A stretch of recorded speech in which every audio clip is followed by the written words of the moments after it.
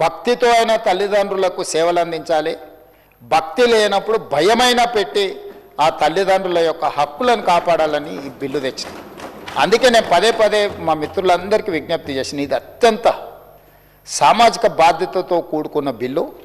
ఈ బిల్లును తక్షణమే మనందరం చర్చించి ఏకగ్రీవంగా దీన్ని ఆమోదిస్తే సమాజానికి ఒక మంచి సందేశాన్ని పంపిన వాళ్ళం అవుతాము అని చెప్పి ఉదయం నుంచి నేను అడగడం జరిగింది.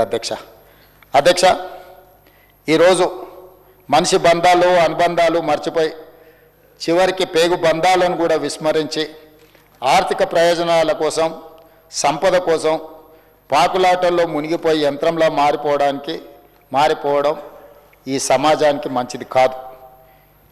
అమ్మను మించిన దైవం లేదు, తండ్రిని మించిన గురువు లేడు అని నమ్మే సమాజం మనది. అలాంటి సమాజంలో కన్న తల్లిదండ్రుల యొక్క శక్తినంతా మన కోసం దారబోసి జీవిత కాలంలో వాళ్ళు సంపాదించిందంతా పిల్లలకు అందజేసి ప్రయోజకులను చేస్తే, ప్రయోజకులు చేసిన తల్లిదండ్రుల పట్ల కఠినంగా వ్యవహరించే వాళ్ళను ఈరోజు మనము వాళ్ళని దారిలో పెట్టాల్సిన అవసరం ఉన్నది. అందుకే ఆనాడు పెద్దలు అన్నారు, అడ్డాల నాడే బిడ్డలు తప్ప గడ్డాల నాడు కాదు అని.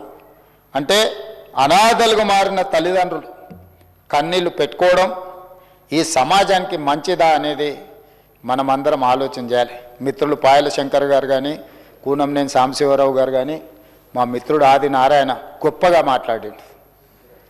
తన పాట ద్వారా సమాజంలో ఒక మనసులో ఒక కదలికను తీసుకొచ్చే ప్రయత్నం చేసింది. అట్లాంటి సందర్భంలో మనం ఈ బిల్లు గురించి ప్రస్తావించుకుంటున్నాం.